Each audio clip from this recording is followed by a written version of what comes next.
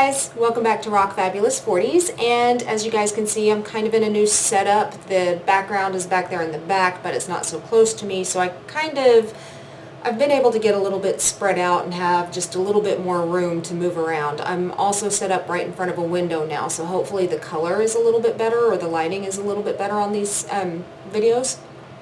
Also, as you guys can tell, I am very bare-faced, hair not fixed. I just got out of the shower. And really haven't done anything to fix my hair or anything, but the reason why I am coming to you guys all barefaced today is because I'm going to do a first impression on a new foundation. And you guys who have been watching my videos all know that I have been on the hunt for the perfect foundation. I still haven't found the perfect foundation yet for me, for myself. So I'm continuously trying new ones to see if I can find some that I like. And today I'm going to test out the Makeup Forever Ultra HD foundation, which is this guy right here. And I just have the little trial size guy here. And this foundation is the new formulation of the original Makeup Forever HD foundation. The colors are a little different. These do come in 40 shades, by the way, and their normal size is 1.01 ounces, and they go for $43. Now, the shades, like I said, are a little bit different. They do come in 40 shades. However, they do have what they call a shade conversion chart. So, for example, like in the original HD foundation, I was what shade was I? I was shade 125. And in this new line, I'm shade 315 Sand. So in the conversion chart, it'll show you, like, if you were shade 125 in the original shade, then you would be shade 315. Or if you were shade whatever in the original, then it would be shade whatever in the new one, in the new formulation. So if you go to Sephora's website, for example, and you click on any of the shades, it'll show you, it'll say, like, when I clicked on mine, it said, I'm saying like a lot, I gotta say that. When I clicked on the shade that I thought I was, it popped up and it said 315, or Y315 equals 125. And that's how I knew that the Y315 was the one that I needed to go with, because it's supposed to be the same as the 125 that I used to wear. Okay, so this is what the bottle looks like. And like I said, I'm all barefaced today because I'm wanting to do a first impression on this foundation, and this foundation claims to be undetectable on camera. It's specifically made for film and TV. It's supposed to be very, very lightweight and untraceable. So it's really got kind of a tall order, because as you guys can probably see, I've got some, acne spots going on down here on my chin, which I've had them for a while, and I wish they would hurry up and heal. And then I have the spot right here on my nose. Can you guys see that? This is what happens when Bobby gets sunburned. We had gone to the lake about 2 weeks ago and spent the weekend out there, and I spent a lot of time out in the sun, and it didn't matter how much sunscreen I wore or what kind of sunscreen I wore, my nose got sunburned, and so now it's sunburned and it's peeling. So like I said, this foundation has got a tall order to live up to. Alright, so I am already primed. I've got my moisturizer, I've got sunscreen on right now, and I've got my primer on. And just so you guys know, this does not have a sunscreen on it because it's made for TV and film. You don't want the sunscreen flashback. So if you're going to be wearing this as an everyday foundation, you'll want to put some sunscreen under it. So Makeup Forever's suggested application is to use 2 pumps, apply it with a brush, and then go over it with the Makeup Forever HD powder, which I do have right here. And I've also got the Makeup Forever Kabuki powder brush. So I'm going to use this as well over the foundation just to see, how it lasts, how well it works, how well it covers with Makeup Forever's suggested use. So here we go. Shake it up.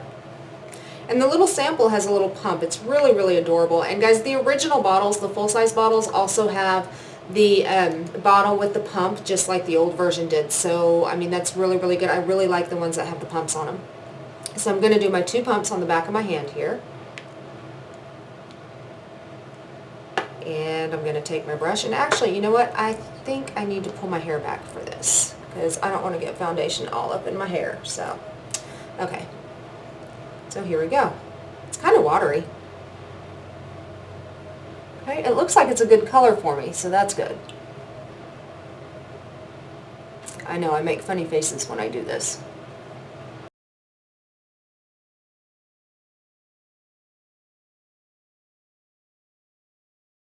And I don't think with this sample size that 2 pumps is going to be enough, so I really do need to add some more here.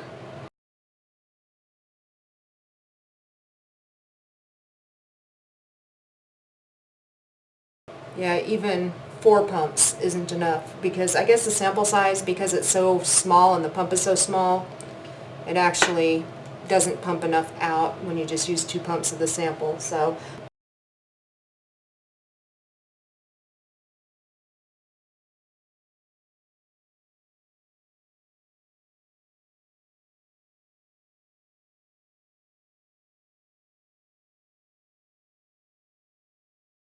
okay, well, so far what I'm finding is it's a good match. The color's really, really good. It is very, very light coverage, so I'm going to go ahead and add another layer and just see how that looks.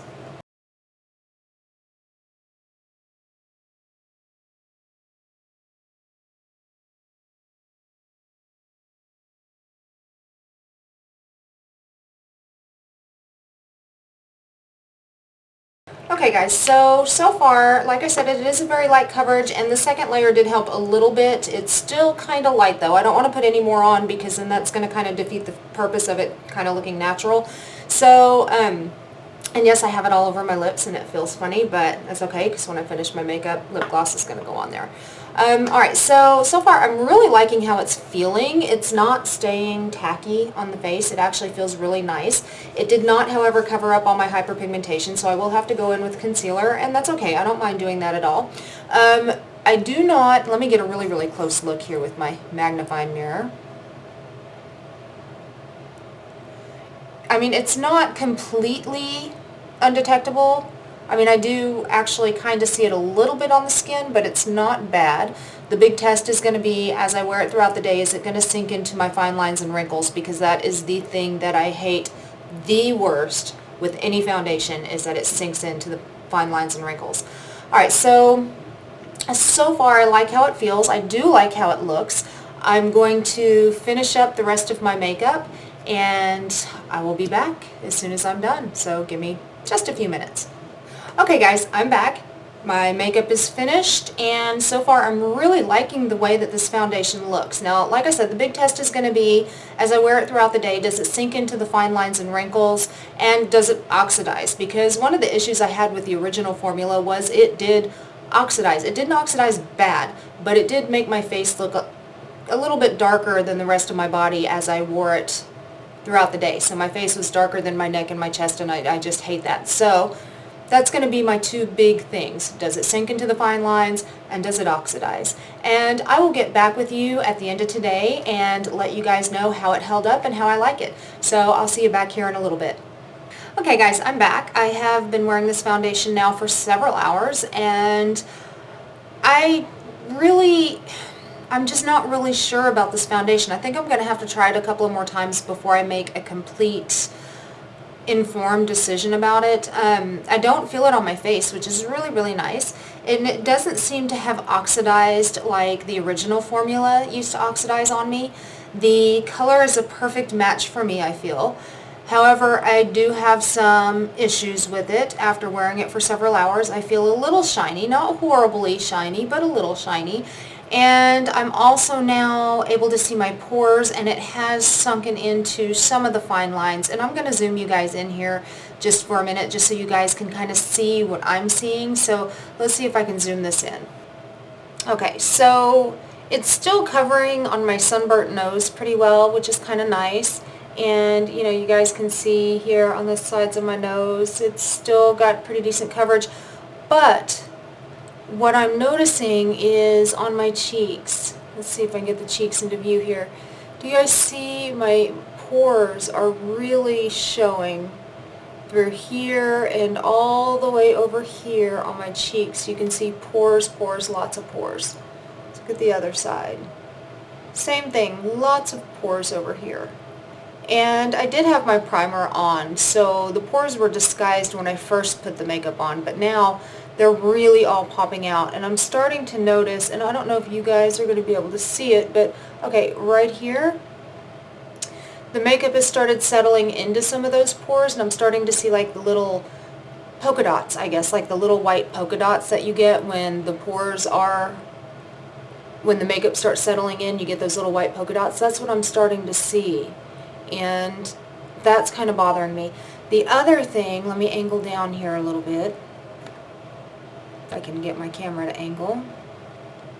Alright, the other thing that I'm noticing is it's sinking into the fine lines. So, like if you look on my laugh lines here, okay, do you see how it's really,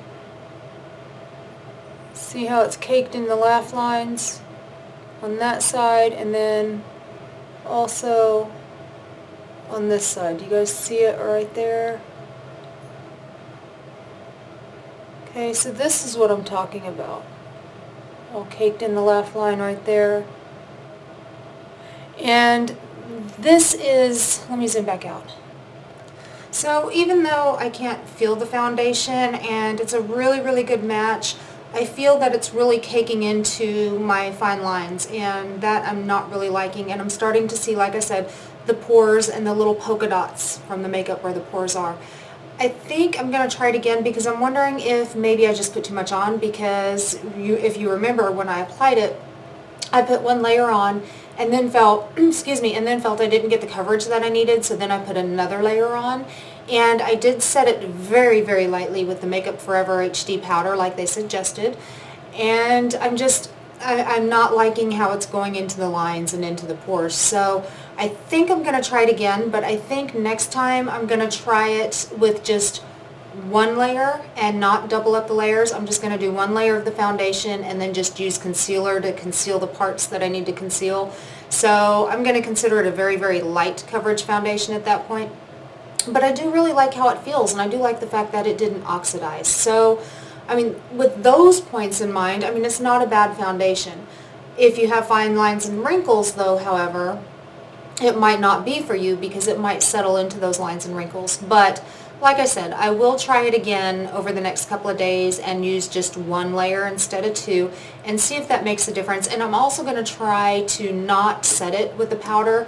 I'm going to try to just set it with the setting spray and see if that also helps as well. So I will let you guys know in a future video if that worked for me or not. But for now, I'm going to say I'm just kind of undecided. Well guys, so I know it's not the conclusive result that you guys probably wanted to hear. It's not a conclusive, yes, I really loved it, or no, I just hated it. I mean, I just don't have a conclusive answer for you. I'm just still kind of on the fence about this foundation. So I don't know how helpful this video is for you. So I'm hoping it was a little bit helpful, a little bit informative for you. Also, leave me comments down below and let me know if you guys have tried this foundation and what your thoughts were of it. And, you know, let me know. Also, if you like this video, go ahead and give it a big thumbs up. You can look me up on my website at www.rockfabulous.online.com. You can also look me up on Twitter, Pinterest, Tumblr, and Instagram at rockfabulous40s. So go ahead and hit subscribe below, and you too can rock your fabulous 40s. I'll see you next time. Bye guys.